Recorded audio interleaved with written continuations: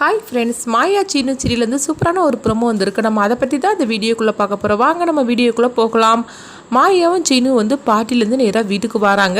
அப்போ அவங்க வந்ததுமே ஜானகி கேட்குறாங்க, என்ன மாயா நல்லபடியாக சந்தோஷமாக இருந்துச்சு அப்படிங்கும்போது, ஆமாம் பெரியம்மா, அங்கே நிறைய போட்டிங்கெல்லாம் வச்சாங்க, நாங்கள் 2 பேரும் தான் ஜெயிச்சோம் அப்படிங்கவும். இதை கேட்டதுமே ஜானகி ரொம்பவே சந்தோஷப்பட்டுட்டு இருக்கிறாங்க. அப்போ சீனு எதுவுமே பேசாமல் அமைதியாக அவங்க ரூமுக்குள்ளே போகும்போது அப்போ ஜானகி கேட்குறாங்க, என்ன மாயா சீனுக்கு இன்னும் அவன் மேலே கோபம் கொஞ்சம் கூட குறையவே இல்லையே அப்படிங்கும்போது, அதெல்லாம் ஒன்றும் இல்லை பெரியம்மா, அவனை பற்றி தான் உங்களுக்கு தெரியும்ல அப்படின்னு சொல்லவும், உடனே ஜானகி அப்படின்னு சொல்லி கேட்டுட்டு இருக்கும்போது பத்மாவும் பார்வதியும் வராங்க.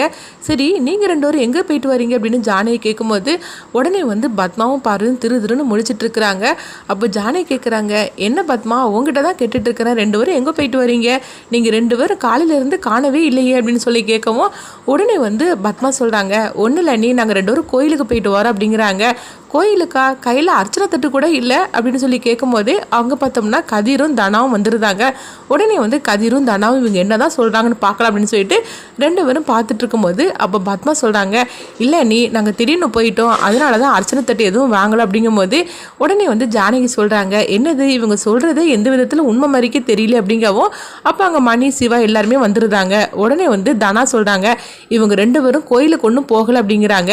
இது கட்டதுமே பத்மாவும் பார்வதியும் அதிர்ச்சி அடைகிறாங்க. அப்போ அவங்க கோயிலுக்கு போனா எங்கே தான் போயிட்டாங்க அப்படின்னு ஜானகி கேட்கும்போது, அவங்க 2 பேரும் மாயாவும் சீனுவும் போனாங்களா, அந்த பாட்டிக்கு தான் இவங்க 2 பேரும் போனாங்க அப்படின்னு சொல்லவும், இது கிட்டதுமே ஜானகிக்கு ஒன்றும் புரியல.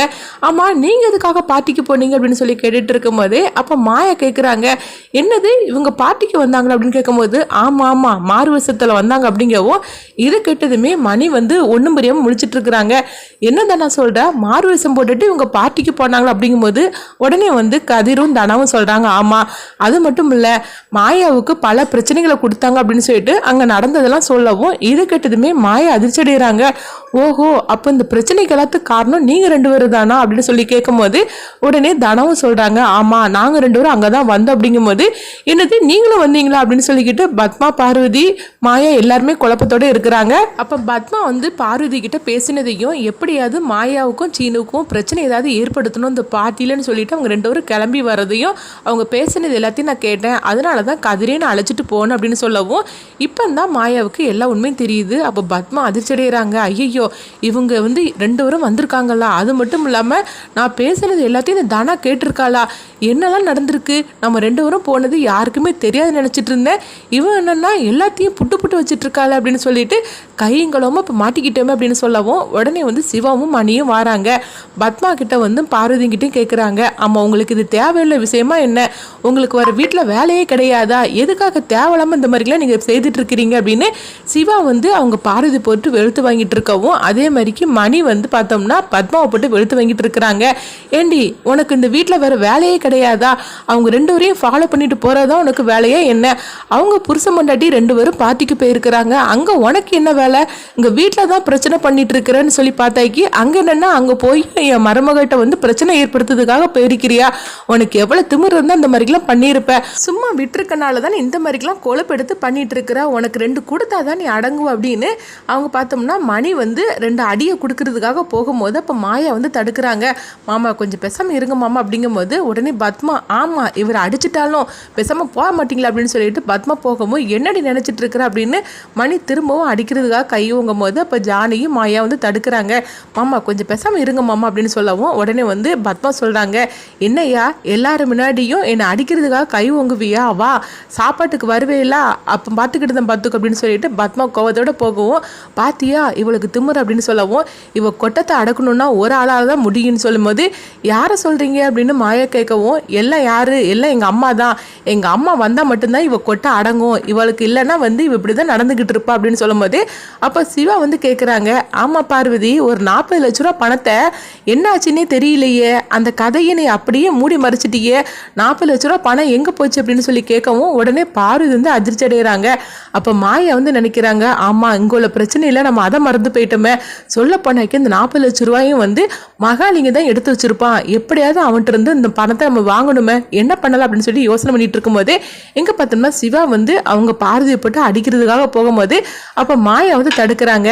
சித்தப்பா நான் சொல்றதை கேளுங்க, 40 லட்ச ரூபாய் எங்கேயும் போகலை, அது யாருக்கிட்ட இருக்குன்னு எனக்கு தெரியும் அப்படிங்கவும், ஆமாம் நீ அன்னையிலேருந்து அப்படி தான் சொல்லிட்டு இருக்க. ஆனா இவ என்னன்னா கதிர் மேல பழிய போட்டு தப்பிச்சுக்கிட்டா. ஆனா கதிர் மேலதான் எந்த தப்பும் இல்லைன்னு தெரிஞ்சு போச்சுல. அப்ப இந்த 40 லட்ச ரூபாய் பணம் எங்கதான் போச்சு அப்படிங்கும்போது அது எங்கேயும் போகலாம், மகாலிங்கத்திட்ட தான் இருக்கு அப்படிங்கவும் இது கிட்டதுமே சிவா எல்லாருமே அதிர்ச்சி அடைகிறாங்க. என்ன மாயா சொல்ற, 40 லட்ச ரூபா பணம் மகாலிங்கத்திட்ட போயிடுச்சா, என்ன இவ தான் தூக்கி கொண்டு கொடுத்தாள் அப்படின்னு பார்வதிட்ட கேட்கும் போது இல்லை இதுக்கு காரணம் வேற ஆள் அப்படிங்கிறாங்க. நீ என்ன சொல்ற அப்படிங்கும்போது ஆமா இது எல்லா விஷயமும் சீனுக்கும் தெரியும் அப்படிங்கும்போது அப்போ சீனுவை வந்து கூப்பிடுறாங்க சிவா. அப்போ சீனுவிட்ட வந்து கேட்கும்போது மகாலிங்க வந்து 40 லட்ச ரூபா பணத்தை உனக்கு கொண்டு கொடுத்தானா அப்படின்னு கேட்கும்போது அப்போ சீனு வந்து நடந்ததெல்லாம் சொல்றாங்க. இது கட்டதுமே சிவால இருந்து எல்லாருமே அதிர்ச்சி அடைகிறாங்க. அப்போ வந்து உடனே பார்த்தோம்னா மணி சொல்றாங்க, இதுவும் அந்த பத்மாவோட வேலை தானா, அவ கொட்டத்தை அடக்கியே தீரணும், நான் எங்க அம்மாவை வரவழைக்கிறேன், அப்பதான் இவளுக்கு ஒரு முடிவு கட்ட முடியும், அந்த மகாலிங்கத்திட்ட இருந்து பணத்தை வர வாங்கணுமே, அவன் ஏற்கனவே அவன் பிராடு, அவன் 10 ரூபாய் கொடுத்தாலே அவன் திரும்ப தரமாட்டான், அவன்கிட்ட கொண்டு வந்து இவன் நம்பி 40 லட்ச ரூபா பணத்தை கொடுத்து வச்சிருக்கிறாளே, இப்போ என்ன பண்றதுக்கு அப்படிங்கும்போது இப்போ மாயா சொல்றாங்க, மாமா கொஞ்சம் அமைதியா இருங்க, அவன்கிட்ட கேட்டாக்கி கண்டிப்பா தரமாட்டாரு, அது மட்டும் இல்லாம அந்த பணத்துக்கும் எனக்கும் சம்மந்தமே இல்லைன்றவாரு, அதனால அவர்கிட்ட வேற விதமாக தான் நம்ம வாங்க பார்க்கணும் அப்படிங்கவும் இது எல்லாத்துக்கான அந்த பார்வதியும் பத்மா வந்தானே அப்படின்னு சொல்லிட்டு அடி வெளுத்து வாங்குறாங்க. சிவா பார்த்தோம்னா அப்போ வந்து உடனே வந்து அவங்க ரகுரன் வந்து இது எல்லாத்தையும் பார்த்துட்டு இருக்கிறாங்க. அப்போ ஜானகி சொல்றாங்க, என்னங்க வீட்டில் இவ்வளோ பிரச்சனை நடந்துட்டு இருக்கு, நீங்க எதுவுமே பேசாம அமைதியாக இருந்துட்டு இருக்கீங்க அப்படிங்கும்போது அப்போ ரகுராம் சொல்றாங்க, நான் ஏற்கனவே சொன்னதுதான், இந்த வீட்டில் என்ன பிரச்சனை நடந்தாலும் சரிதான், அதுக்கும் எனக்கு எந்த சம்மந்தமும் கிடையாது, என் பொண்ணுக்கு ஏதாவது பிரச்சனைனா அந்த இடத்துல நான் ஆளாக நிற்பேனே தவிர மற்றவங்களுக்கு என்ன பிரச்சனை நடந்தாலும் சரிதான், அது எனக்கு தேவையில்லாத விஷயம் தான் அப்படின்னு சொல்லிட்டு ரகுராம் வந்து அவங்க ரூமுக்குள்ளே போயிருந்தாங்க. அப்போ மாயா வந்து ஜானகி கிட்ட சொல்கிறாங்க, பெரியம்மா பெரியப்பா தான் உங்களுக்கு தெரியும்ல, இப்போ அவர் அப்படி தான் நடந்துக்கிட்டு இருக்கிறாருன்னு, அவருக்கு ஒரு நாள் எல்லா உண்மையும் தெரிய வரும்போது அவர் கண்டிப்பாக பழைய மாதிரிக்கு ஆயிடுவார் அப்படிங்கவும் உடனே வந்து ஜானகி சொல்கிறாங்க, அந்த நாள் எப்போ தான் வரப்போதோ தெரியல அப்படிங்கவும் எல்லாமே கூடிய சீக்கிரத்தில் வரதான் போகுது அப்படின்னு மாயா வந்து கார்த்தி நினச்சி சொல்லிட்டு இருக்கிறாங்க. அடுத்துங்க பார்த்தோம்னா வந்து பத்மாவை வந்து எப்படியாவது அடக்கி தீரணும் அப்படின்னு மணி வந்து தன்னுடைய அம்மாவுக்கு ஃபோன் பண்ணி வரவழைக்கிறாங்க.